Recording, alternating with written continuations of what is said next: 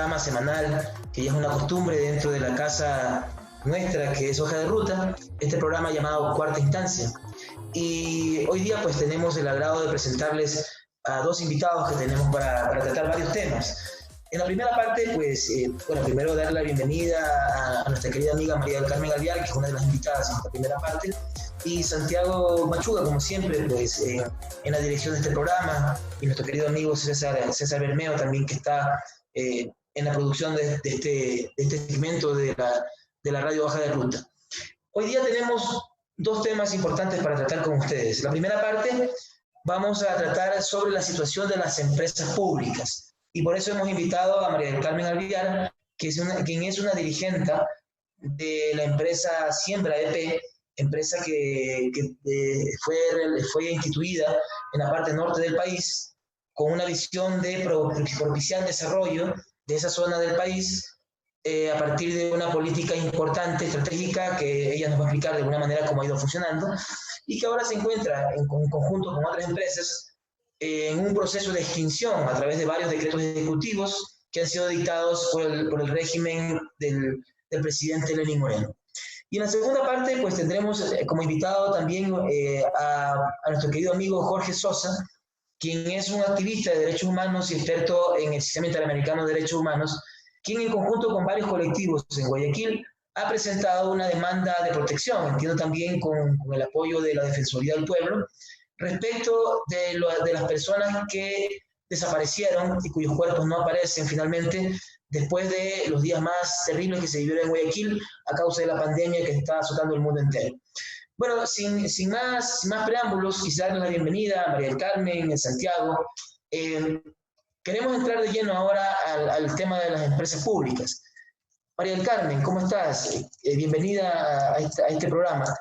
Queríamos que tú nos des un panorama general de qué es lo que está pasando ahora en el caso particular de esta extinción de la empresa Siembra EP. Claro que sí, muy buenas tardes con todos y todas quienes nos escuchan. Muchas gracias por la invitación.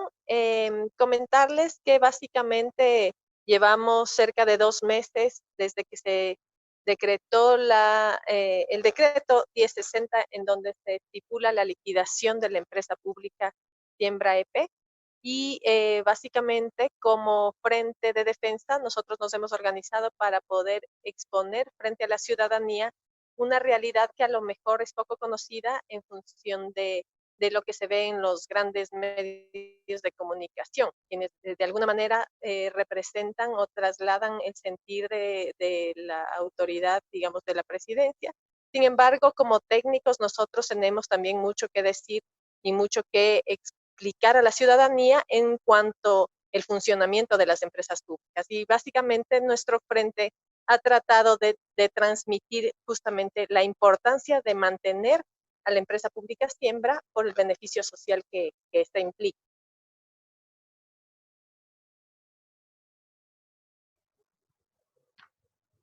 ¿Cuál ha sido, digamos, la historia de la empresa Siembra? ¿Cómo ha contribuido de alguna manera al desarrollo del norte del país? ¿Cuál es ese impacto que hay que mantener? Es súper importante poder comentarles que Siembra, antes Yachay, se crea justamente para fortalecer el modelo de investigación y desarrollo que tanto falta le hace a nuestro país. Nosotros somos productores básicamente primarios, ¿no es cierto? Producimos camarón, petróleo y lo vendemos exactamente igual. La idea justamente de Yachay es poder vincular la investigación, el desarrollo, la empresa privada a la empresa pública, a los institutos públicos de investigación y poder generar alternativas de desarrollo para diferentes actores y zonas del país. Bajo este parámetro, que es básicamente el objetivo primordial de la empresa pública Siembra, nosotros iniciamos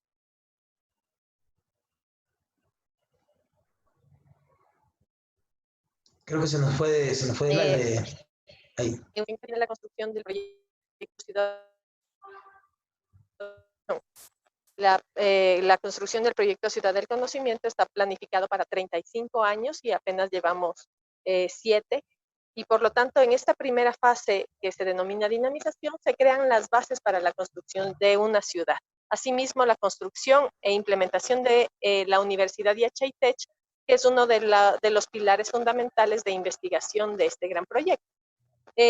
Toda esta primera etapa, como ustedes podrán imaginar, significó mucha mano de obra, mucho trabajo, mucha inversión en el cantón, y eso ha generado una dinámica muy diferente a la que existía hace algunos años aquí en el cantón de Urcuquí.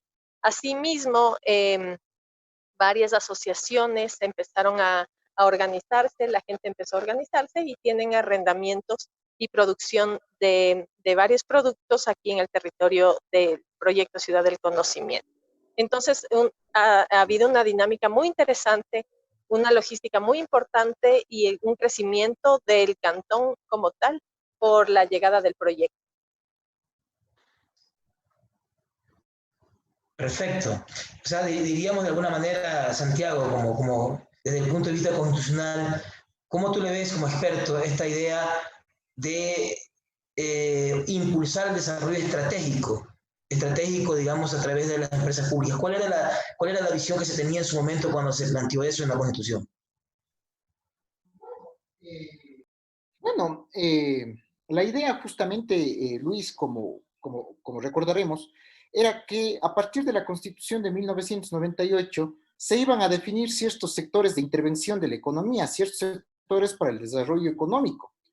Estos sectores son los sectores estratégicos y sectores estratégicos sobre los cuales, si bien se podía contar con la ayuda de los particulares, el Estado iba a tener una participación activa a través de las empresas públicas. La idea de las empresas públicas era encargarse de sectores claves para el desarrollo económico, para el desarrollo productivo del país, pero de alguna u otra manera con una visión de desarrollo social y de desarrollo sostenible y fomentar también el desarrollo humano.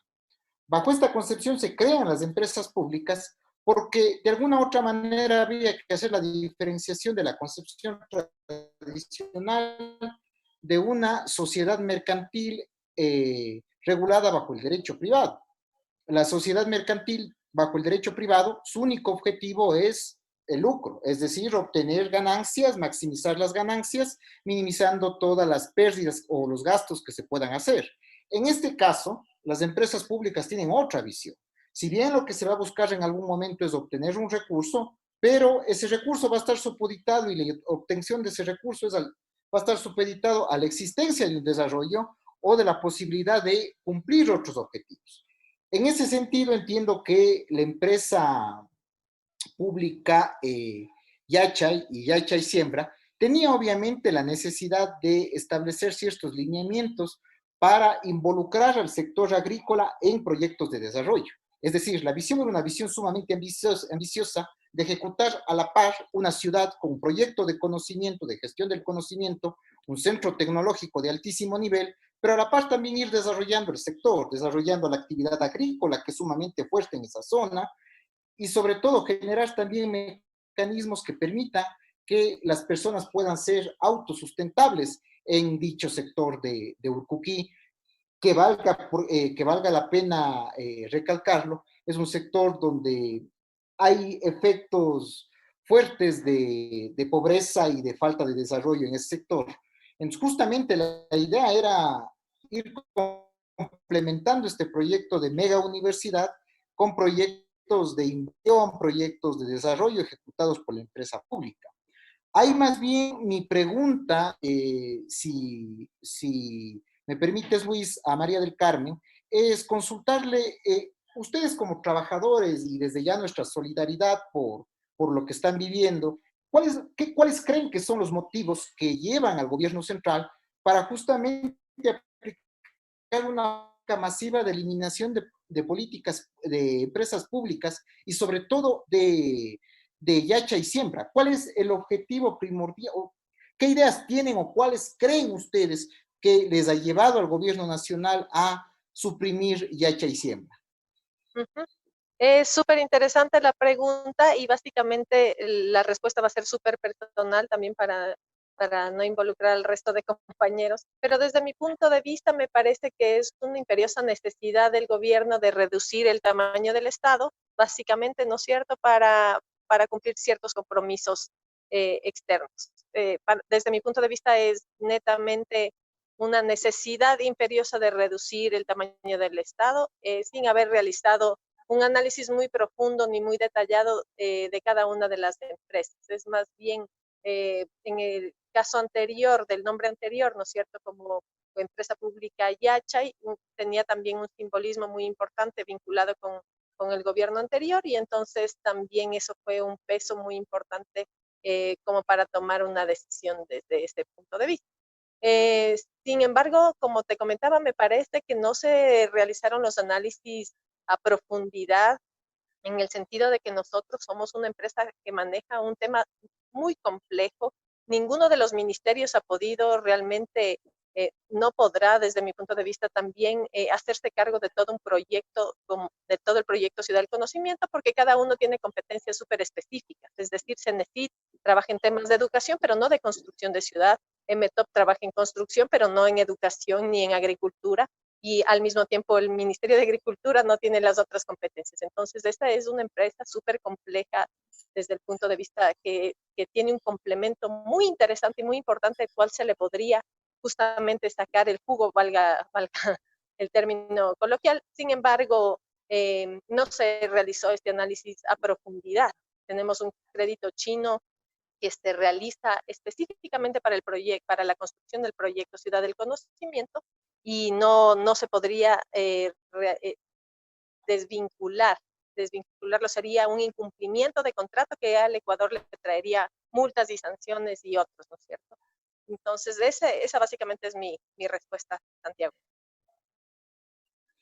Ahora, María del Carmen, de alguna u otra manera habría que tomar en consideración cómo la eliminación de Yachay Siembra va a afectar, en primer lugar, a la Ciudad del Conocimiento, cuáles son los impactos en el desvanecimiento de este proyecto de Ciudad del Conocimiento y cómo la supresión tal vez de Yachay Siembra va a afectar a Yachay, es decir, al tecnológico, al centro de estudios, a la famosa mega escuela tecnológica de Yachay. Contesto la segunda primero. Entonces, nosotros como empresa pública todavía brindamos todos los servicios a la Universidad Yachaytech para su funcionamiento, empezando con la dotación de agua potable. Entonces, te podrás imaginar si uno de nuestras personas que brindan el agua potable a la universidad es despedido, simplemente el abasto de este líquido vital quedaría suspendido para la universidad. Asimismo, el tema de desechos sólidos, el manejo de residuos, el limpieza y mantenimiento de aulas, de ciertas residencias y el área verde. Entonces, desde esto sería un tema muy crítico. Asimismo, por ejemplo, nosotros estamos a cargo de las residencias universitarias en donde viven casi todos los estudiantes y docentes de la universidad, entonces quedarían cerradas básicamente porque hasta encontrar un nuevo administrador, un paso legal, transferencias, y esto toma muchísimo tiempo. Y en el otro caso, el proyecto Ciudad del Conocimiento, lo que tengo de conocimiento sobre este tema es que en general Planifica Ecuador, antes en PLADE, ha indicado que el proyecto como tal no puede ser desvinculado, porque inicialmente también se nos solicitó mucha información, por ejemplo, de tierras para que sean transferidas al Ministerio de Agricultura y otras tierras en donde está infraestructura de universidad para que sean transferidas a CENESID, y de esa manera ir desmembrando o partiendo el proyecto como tal.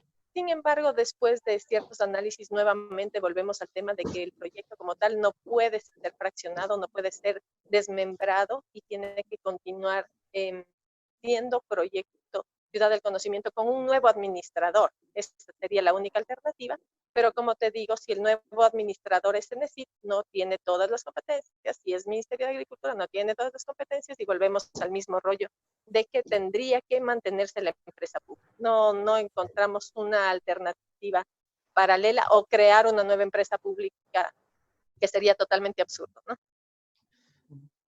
Es decir, de alguna manera, una de las cuestiones que se ha conversado hasta ahora son dos temas. Uno, que por un lado se tiene que mirar la rentabilidad social y no solamente a la rentabilidad económica del proyecto. Y parece que el gobierno ha impuesto esa idea en la opinión pública de que las empresas públicas no son económicamente rentables.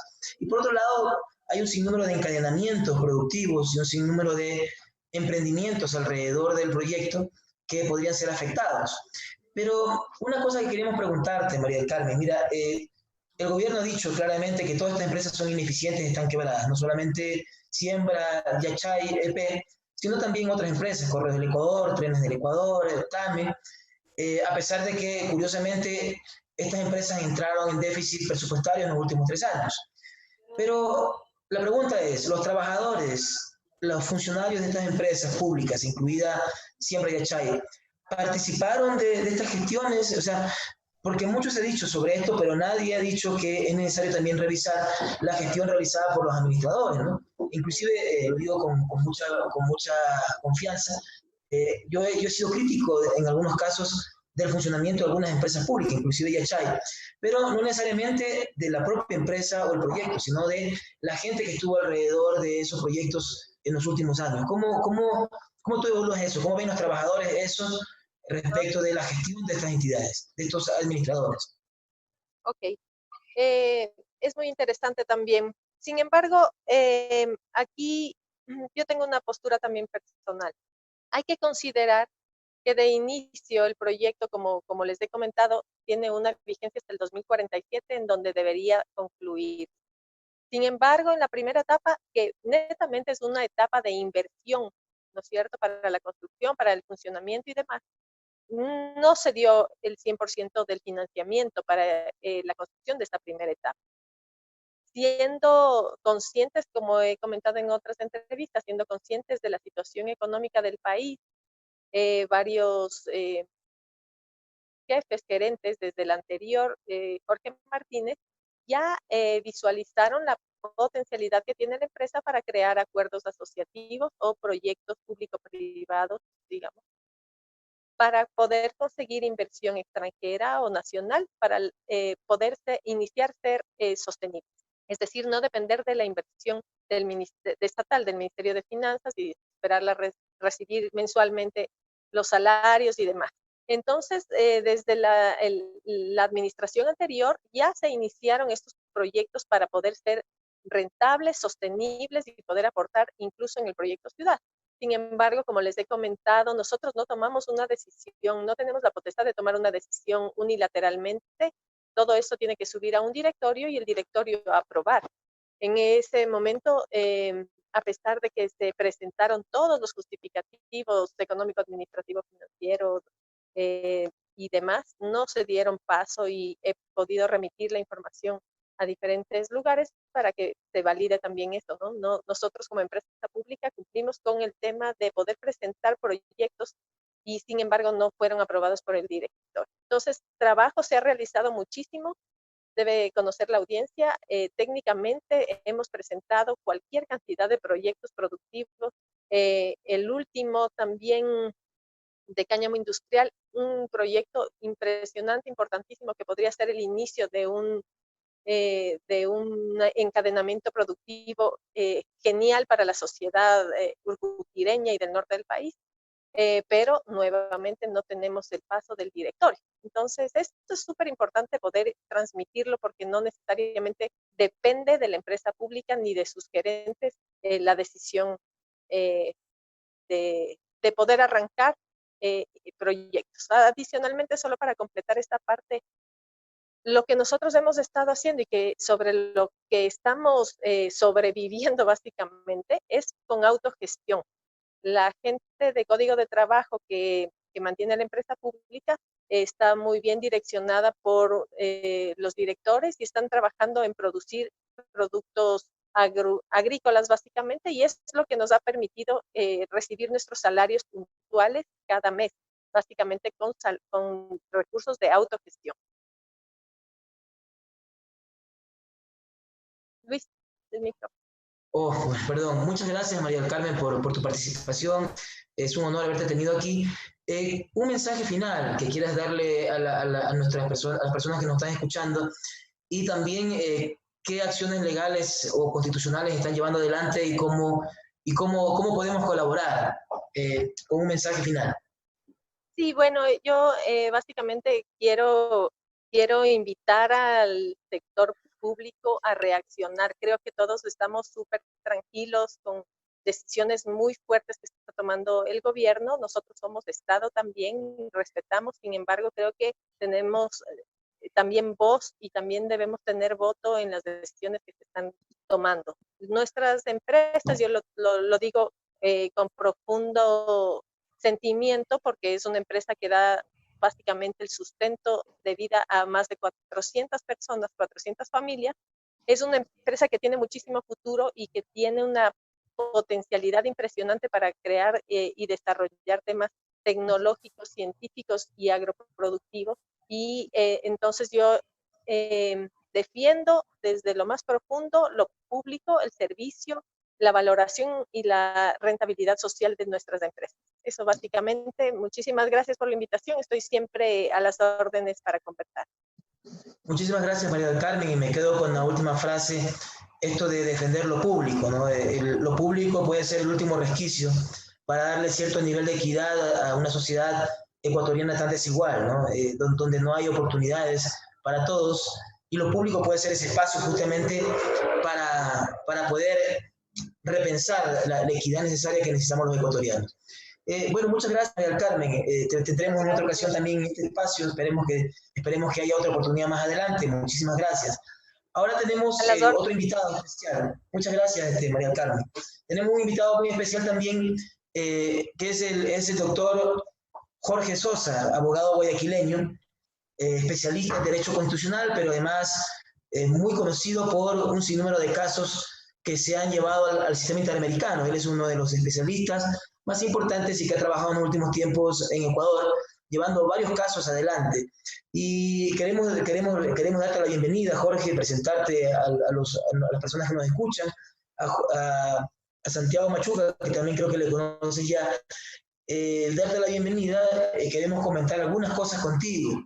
Lo primero que queremos comentar es básicamente, entiendo que de lo que se ha visto en redes, en conjunto con varias organizaciones se han presentado varias acciones constitucionales por las personas desaparecidas en el contexto del coronavirus. Entonces queríamos preguntarte, Jorge, ¿cómo va ese proceso? ¿Hacia dónde van las demandas y qué perspectivas tenemos? Gracias por la invitación, doctor Ávila, mi amigo, perdón decirle doctor Ávila aquí en el programa. Bueno, sí, la acción de protección la presentó la Defensoría del Pueblo, obviamente acá la presentó Zayda Rovira, que presentaba a un grupo de personas afectadas, obviamente de familias, ¿sí?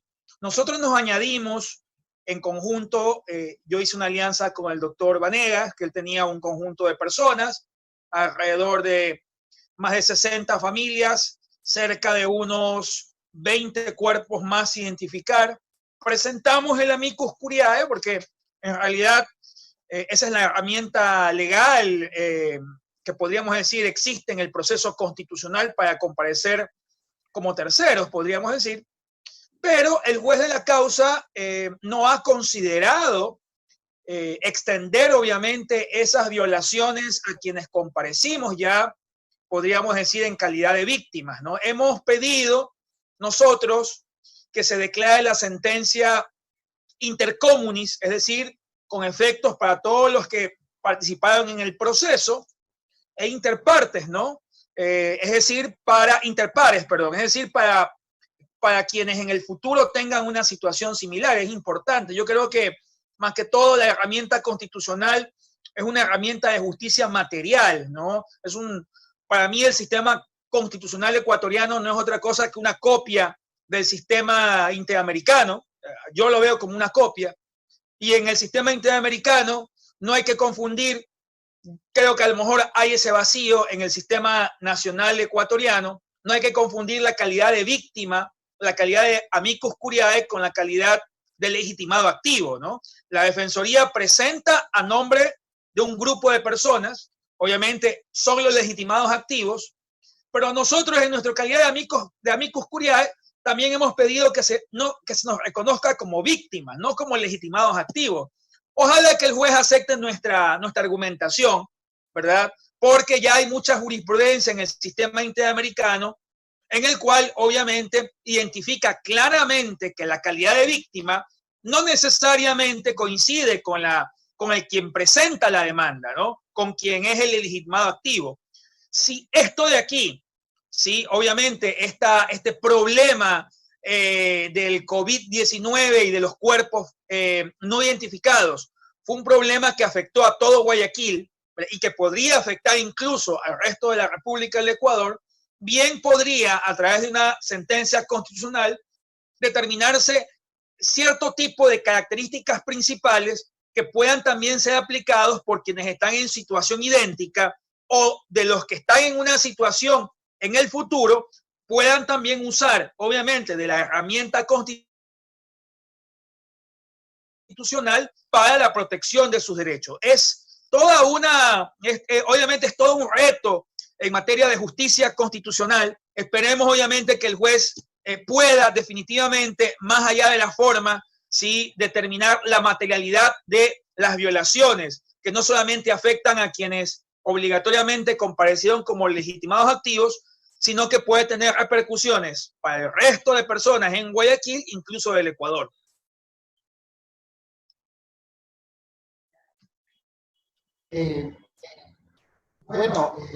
Doctor Sosa, buenas tardes, un saludo desde Quito, Ecuador. Usted que ha manejado el proceso y que también ha comparecido a través de alguna otra manera, tratando de, como nos explicaba, no solo desde la figura del amicus curiae, sino tratar de evidenciar que existen otras víctimas también dentro de la vulneración de derechos.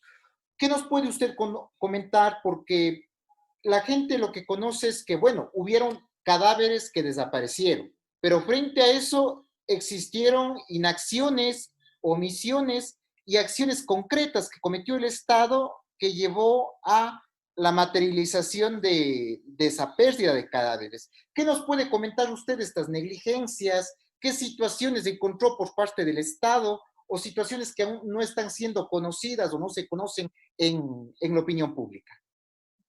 Bueno, los que estuvimos en la audiencia, que también fueron organizaciones de derechos humanos, Defensoría del Pueblo, realmente nos horrorizamos con las argumentaciones del Estado, ¿no? Por ejemplo, por ahí el Ministerio de Salud Pública y algún gerente de algún hospital dijo de que se habían borrado los nombres de los cadáveres porque no habían contratado o no tenían como suministro tinta indeleble.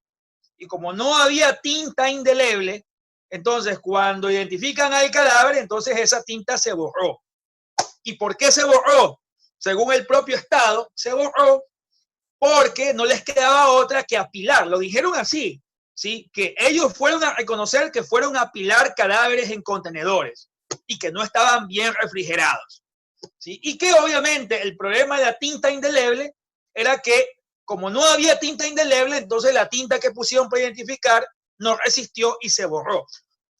Por ahí otro gerente de otro hospital le responsabilizó de la pérdida de cadáveres o de la falta de identificación porque habían contratado seguridad privada para los contenedores y que fueron los guardias los que dejaron, es decir, textualmente, que fueron los guardias en contubernio con las familias los que rompieron el cerco y fueron, ¿sí?, a mover los cadáveres. ¿Sí? Entonces, estas cosas realmente son insólitas de que un Estado, que un Ministerio de Salud, ¿verdad?, que un hospital, que un gerente de un hospital le eche la culpa a la tinta indeleble, ¿sí?, de que no había, o le eche la culpa a los guardias de seguridad privada por el tema de la falta de identificación. Y demuestra, por ahí me acuerdo una frase de una gerente que dijo de que ellos no eran niñeros de los ecuatorianos, que no eran niñeros de todo aquel que entraba en un hospital. Nos reímos ya nosotros con la Defensoría del Pueblo de que de un funcionario público nos diga que ellos no son niñeros de los cadáveres, ¿no? Estas cosas más bien reflejan que todavía especialmente en el sector de la salud pública, hay falta de ética, hay falta de responsabilidad, hay falta de convicción, ojalá que no sea de todos, pero por lo menos quienes administran obviamente los hospitales, más están obviamente por un tema tal vez de ganar un sueldo o tal vez por una colocación política, más que por una convicción real, obviamente, de poder garantizar derechos a la salud. Estas cosas no deben pasar. Veo que Quito está en este momento colapsando también por situaciones muy similares a las que pasó Guayaquil. Cuidado, ¿sí? Porque lo que pasó en Guayaquil se debió también a la mala toma de decisiones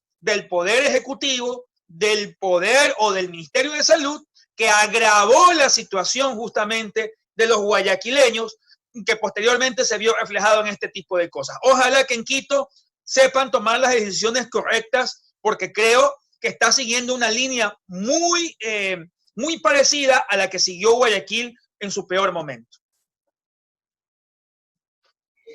Sí, esos criterios que tú comentas, ha manifestado el Estado, son cada vez más ridículos, ¿no? O sea, son casi macondianos. Les pido disculpas a los macondianos, ¿no? Que nos están escuchando tal vez en radio, pero es profundamente ridículo, ¿no? Y posiblemente, lastimosamente, nos hemos acostumbrado a escuchar ese tipo de justificativos tan absurdos para poder, digamos, conectar la irresponsabilidad y negligencia de las autoridades. Y me parece interesante lo que tú planteas, es decir, ¿qué hay que hacer ahora para poder evitar que pase lo que pasó en Guayaquil? Escuchaba hoy día en la mañana al ministro de Salud y decía que es distinto, que ahora ellos están haciendo las cosas bien, porque ahora hay planificación, que hay cosas que no se hicieron en la vez pasada y que eso ocasionó problemas. Lo digo con mucho cuidado, ¿no? Para no admitir responsabilidad, pero según lo que dijo el día de hoy el ministro de Salud, lo que dijo es, se están haciendo las cosas distintas y no hay temor para que suceda eso. ¿Ah? Que eso es, de hecho, inclusive dijo una cosa que también resulta macondiana, ¿no? Dijo él, les quiero decir a mis colegas, dijo, ¿no? Que son profetas del desastre, dijo. ¿Ya? Dice, a mis colegas que son profetas del desastre, que se tranquilicen, que no le metan miedo a esto. Pero bueno, ¿tú cómo le ves? O sea, ¿tú dónde tendría que terminar estos procesos legales respecto de los familiares de las víctimas? ¿Cuál es el objetivo de esto? ¿Cómo tú le ves? Hay una reparación, disculpas públicas, debe haber una reparación material también, ¿verdad? Pero más que todo, el elemento de considerar la dignidad del cuerpo humano, ¿sí? O sea, ya podríamos decir, poniéndonos exquisitos con respecto a la argumentación constitucional, es una buena oportunidad para establecer parámetros sobre el tema de la dignidad del cuerpo humano a pesar de que no tenga vida, ¿no? Es decir, del cadáver, ¿sí? Esperamos que el juez desarrolle una argumentación mucho más amplia, aunque no la ha desarrollado en la sentencia de primera instancia, sobre el tema de la dignidad justamente del cuerpo humano y principalmente de las omisiones, o mejor dicho, de la responsabilidad del Estado por omisiones, no necesariamente por acciones, porque obviamente no pensamos de que el Estado haya ido obviamente o haya actuado con la intención justamente de que se pierdan los cadáveres, pero esas omisiones generó obviamente una responsabilidad que contraría las mismas convenciones del sistema internacional, especialmente del sistema interamericano y del sistema de Naciones Unidas. Yo creo que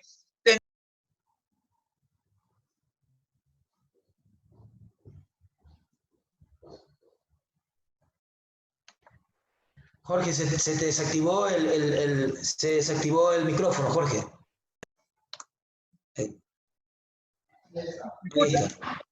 Sí, se desactivó. Sí. Se volvió a desactivar el micrófono.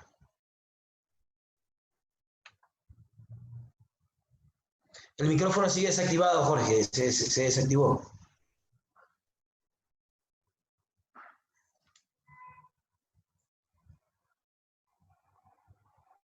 A ver, algo pasó.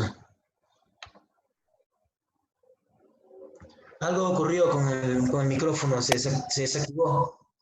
Hola. Jorge, ¿estás ahí? ¿Estás otra vez? Sí, ¿me escuchan? Sí, ahora sí te escuchamos perfectamente. Sí, parece que se cortó. Entonces, principalmente el tema es que la jurisprudencia, la norma, ¿sí? Actúe como una especie también de regulador, de línea jurisprudencial, que marque obviamente un precedente, especialmente en esta área ignota, porque es ignota, desconocida, para el tema o para las relaciones humanas, sobre las relaciones del cuerpo, la dignidad del cuerpo, ¿verdad? La omisión del Estado, y ojalá que también sea la oportunidad, porque esto seguramente irá hasta Corte Constitucional, para que también se haga énfasis en los estándares interamericanos, en sentencias que ya tiene el Ecuador, obviamente como el caso González Luis, Melba Suárez Peralta contra el Estado ecuatoriano, Albán Cornejo, que permitan establecer un marco de respeto en lo que podría ser obviamente futuras actuaciones del Estado con respecto al derecho a la salud. Ahora, Santiago, perdón. Sí, sigue, por favor. Gracias. Ahora, doctor Sosa, usted como un conocedor del sistema interamericano y de los sistemas universales de protección de derechos humanos, ¿usted ve condiciones por todo lo que hemos pasado? Esperemos que en Quito no avancemos hasta lo que lamentablemente vivió Guayaquil, pero todo lo que vivió Guayaquil, todo lo que ha vivido el Ecuador producto de esta inacción estatal que llevó a un gran número de vidas que incluso no existen cifras oficiales, ¿usted ve condiciones para poder llegar a los sistemas internacionales de protección de derechos humanos en vía contenciosa? ¿Cuál sería la forma o cuáles serían situaciones que se tendrían que puntualizar en esos temas que llevaríamos a los sistemas internacionales de protección de derechos humanos? Bueno, a mí me gustaría tener menos trabajo en esa área, sinceramente, pero no es así, ¿sí? Hay mucho más trabajo, incluso en el tema de la pandemia. La pandemia ha sido un cúmulo de violaciones, no solamente por el tema de los fallecidos por COVID, las omisiones del Estado, temas de debido proceso, de tutela judicial efectiva, estado de excepción, ¿sí? O sea, si vamos a hacer un resumen de todo lo malo que le puede pasar al derecho constitucional, está en la pandemia, porque ha pasado de todo, desde el tema de justicia, pasando por el tema del derecho a la salud, pasando por el tema de libertad de expresión, de todo.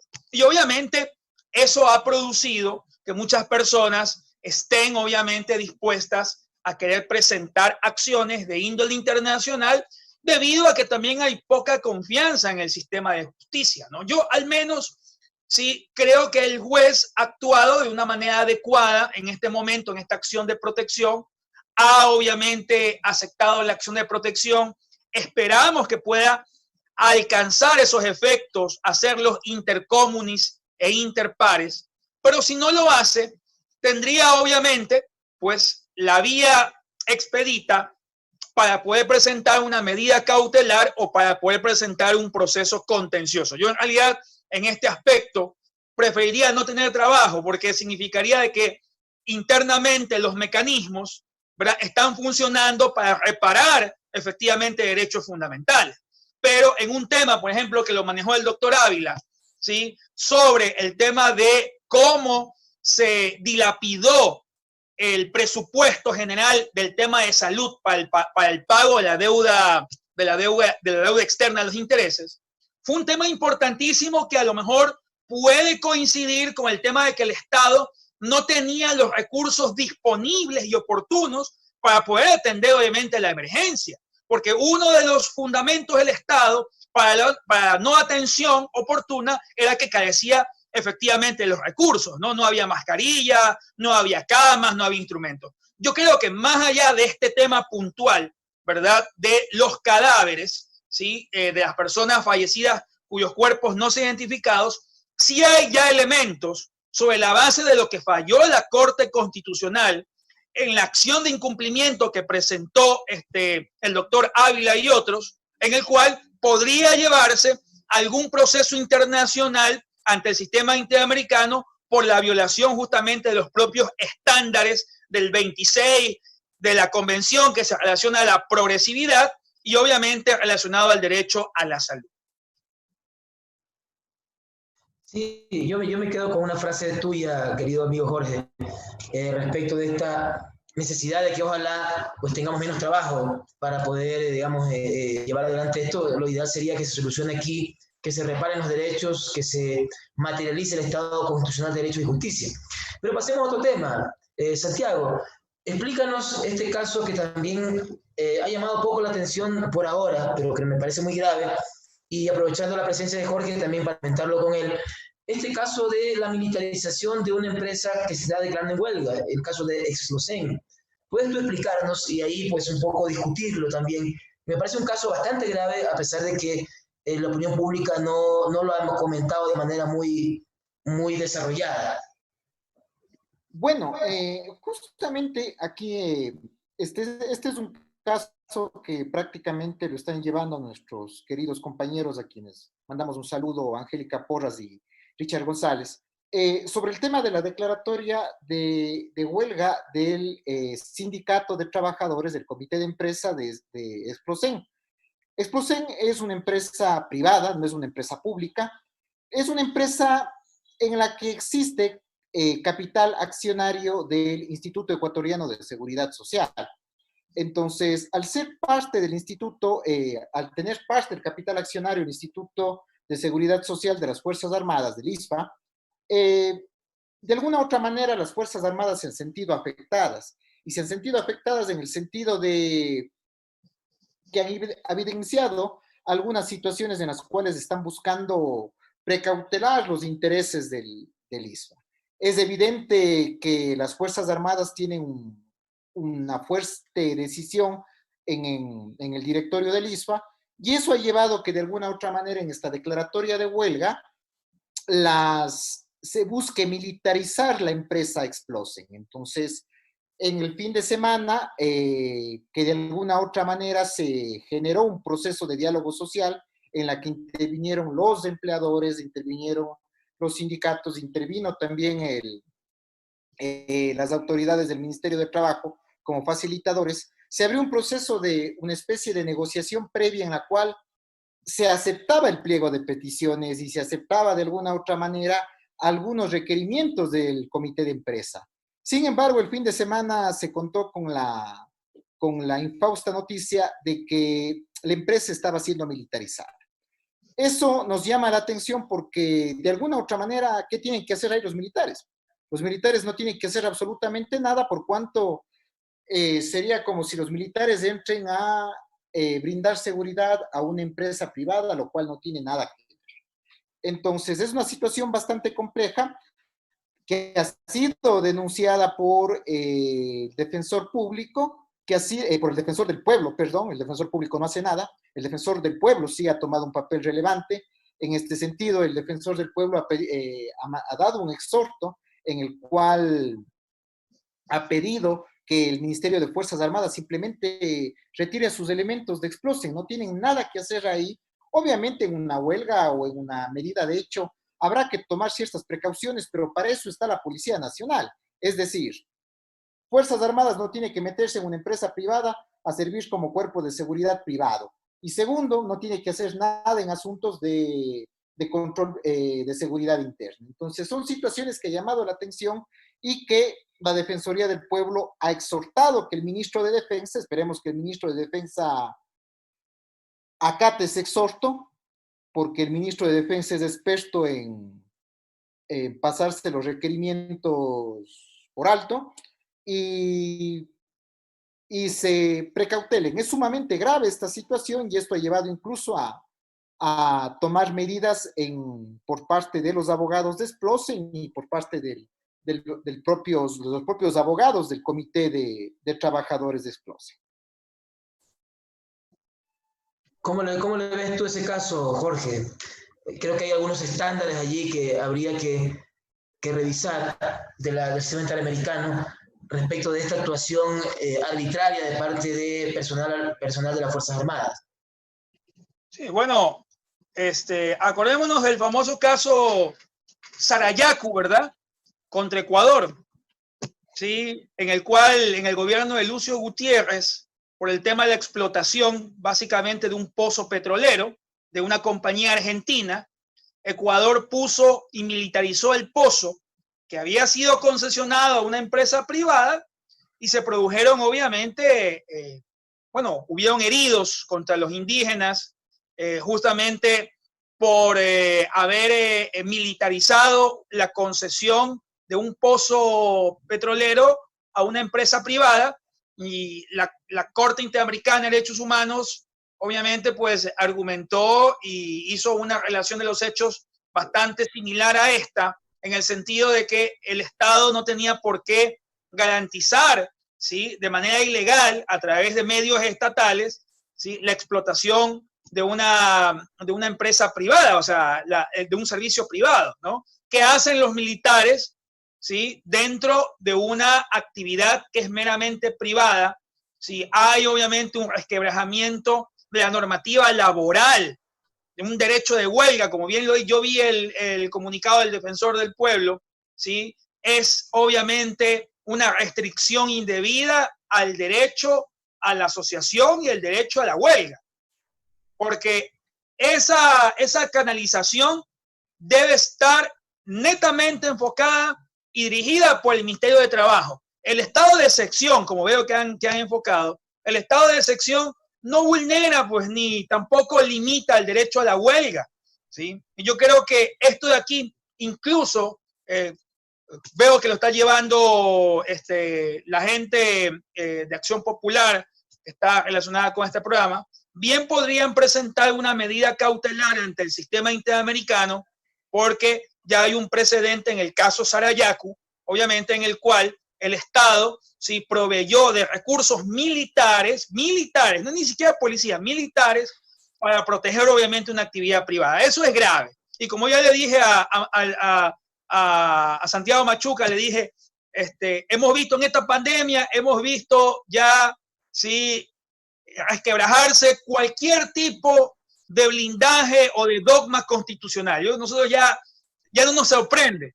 O sea, a estas alturas no sé qué más nos puede sorprender, ¿verdad?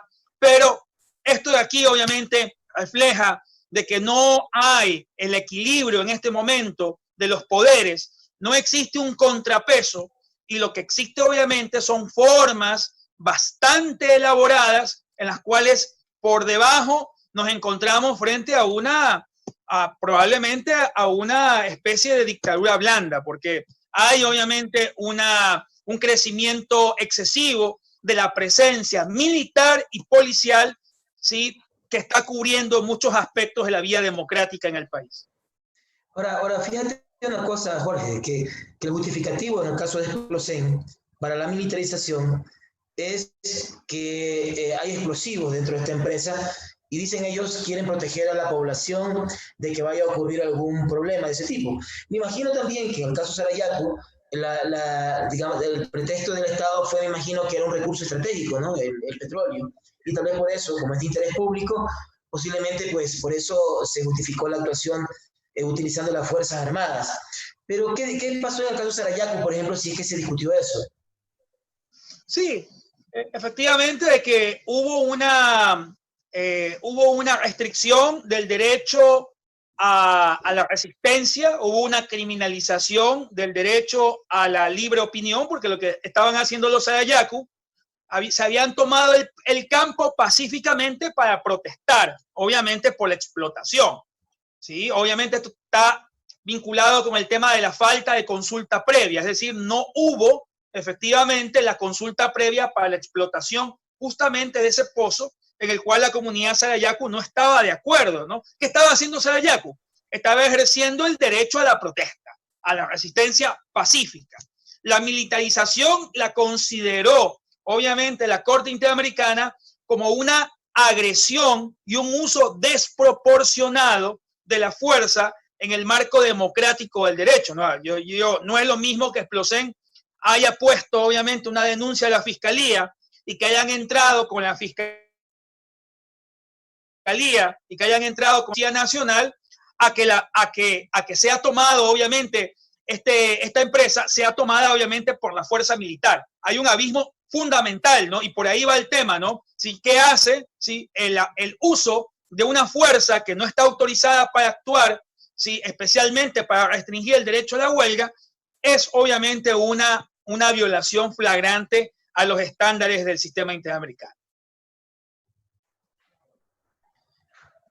Bien, bueno, hemos discutido algunas cuestiones digamos, que atañen los temas de derechos humanos de los últimos días. Solo nos queda una cuestión final, y yo creo que con eso también podríamos un poco despedir el programa, que es esta cuestión que tú ya lo mencionaste, Jorge, respecto de la posibilidad de que haya una escalada de una crisis sanitaria que ya vivió Guayaquil y que posiblemente afecta a Quito, ¿ya? En el contexto más general, ya un poco saliendo de los temas procesales y estrictamente de derecho, como guayaquileño, como una persona que además entiendo que también en su momento tuvo una afectación en su salud en estos días, y entonces, ¿qué tú ves en lo que estamos haciendo en Quito? ¿Qué se está haciendo mal? ¿Qué hay que hacer para poder evitar que ocurra lo mismo que en su momento ocurrió en Guayaquil? Bueno, mira, una de las cosas que yo me acuerdo también en la audiencia de la acción de protección, el Ministerio de Salud y los gerentes de hospitales fueron a decir de que los cuerpos estaban apilados porque ningún familiar llamaba a preguntar por los cuerpos, ¿saben? Los familiares indignados, y que los habían apilado los cadáveres porque nadie llamaba a preguntar por ellos, ¿no? Muchos de los familiares indignados, es decir, ¿cuándo? Pues, si nosotros íbamos y nadie nos informaba, pues una restricción total del derecho a la información, que también, ¿sí?, forma parte de algunos estándares del sistema interamericano en materia de salud, como el caso González Luis contra Ecuador. Yo creo que el Ministerio de Salud debe transparentar las cifras de lo que realmente está pasando en Quito. Yo creo que hay una percepción, que es lo mismo que teníamos nosotros en Guayaquil. En Guayaquil teníamos la percepción de que algo estaba mal, pero lo que nos decían las autoridades era que todo estaba bien, que todo estaba controlado. Y obviamente hubieron denuncias públicas de cómo se estaban trucando o cómo se estaban manipulando las cifras. Yo creo que lo primero para saber qué debe hacer Quito es pedir efectivamente que se sinceren las cifras de los infectados, obviamente, en la ciudad, de las camas que tiene y de la verdadera disponibilidad para poder afrontar esa crisis sanitaria. Si no hay un sinceramiento de cifras, si el ministro de Salud sigue ocultando la realidad de Quito, lo que va a pasar es que van a comenzar a aparecer, como ya han aparecido, los cadáveres, obviamente, ¿sí?, en las esquinas de la casa, porque obviamente no ha habido la atención adecuada o porque no existe el sistema. Bueno, gracias a Dios, nosotros en Guayaquil, al estar obviamente en este momento en mejores condiciones, sé que estamos recibiendo hermanos de Quito, algo que no pasó con Guayaquil, porque a nosotros, disculpen la palabra, como guayaquileños, tú como costeño, pero poco más y nos querían poner una cúpula de cristal, pues para que nadie pueda pasar de Guayaquil para el resto de la... Estábamos aislados, pues. Nos declararon zona de seguridad militar. Aquí en Guayaquil declararon zona de seguridad militar. Celebro de que no pase lo mismo en Quito, pero yo creo que deben pedir que se sinceren, obviamente, las cifras en Quito. Y hay algunos elementos de alarma, sobre todo el ministro de Salud lamentablemente tiene un discurso sumamente errático en el sentido de señalar que todo está bien, que jamás vamos a llegar al tema de Guayaquil, que en Guayaquil hubieron 700 muertos al día, que acá solo estamos con 10 muertos al día, pero el sistema de salud está colapsado. Si Luis o yo, Dios quiera, no tenemos alguna enfermedad, no tenemos ni en el sector público ni en el sector privado una cama, peor aún un ventilador. Y estamos con un problema en el sector judicial. Los complejos judiciales de Quito están empezando a cerrarse porque son sectores de contagio. Tenemos jueces provinciales, jueces de primera instancia. Hay un rumor de que existen altas autoridades de la Corte Nacional de Justicia que están contagiadas. Me refiero a jueces nacionales. Me refiero a vocales del Consejo de la Judicatura cuyos choferes de algún informe que salió el día de ayer están también con contagiados. Entonces, ya hay zonas de contagio, existen zonas de contagio sumamente fuertes. Frente a eso, no es raro pensar que podamos llegar al tema de Guayaquil. Es decir, tomo sus palabras porque justamente sabemos que algo está mal, pero mientras no veamos los muertos apilados en las calles, perdón la expresión, no vamos a tomar una situación que nos lleve a evitar esta situación. Sí, yo creo que lo de Quito también lamentablemente, lo de Guayaquil fue o se dio los reclamos, las quejas por parte, obviamente, del ciudadano. Lamentablemente, yo creo que hemos llegado al punto en el cual creemos que la propia autoridad de salud oculta cifras. Si no, obviamente, no hay confianza en las autoridades de salud, peor, obviamente, en las autoridades del Ejecutivo.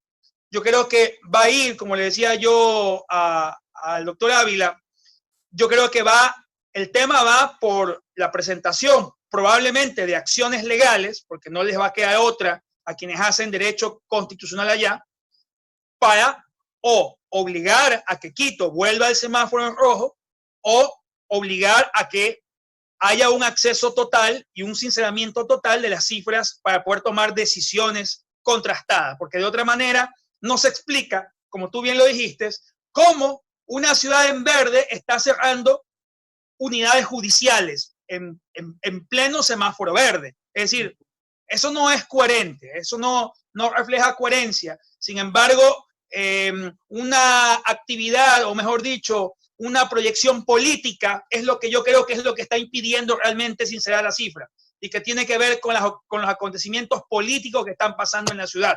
Nada más. Pero por lo demás, creo que van a ser los propios ciudadanos quiteños los que tengan que cuidar de su propia integridad. Así es.